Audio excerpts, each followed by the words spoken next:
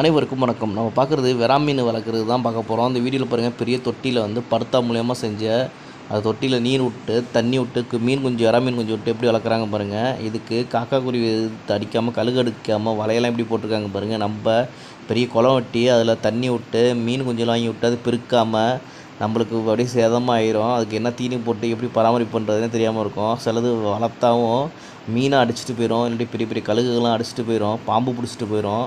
ஆனால் இயற்கையாக அவங்க பண்ணாமல் செயற்கை முறையில் வந்து பெரிய தொட்டியில் படுத்தா மூலியமாக வச்சு மீன் எப்படி வளர்த்துருக்காங்க பாருங்கள். தண்ணி வடிகட்டி எப்படி காமிக்கிறாங்க பாருங்கள். மீன்லாம் எப்படி துள்ளிகிட்டு இருக்குது பாருங்கள். எல்லா மீன் வந்து கரெக்டாக ஒரு முக்கால் சைஸில் இருக்கும் போல் வெறா மீன்லாம்.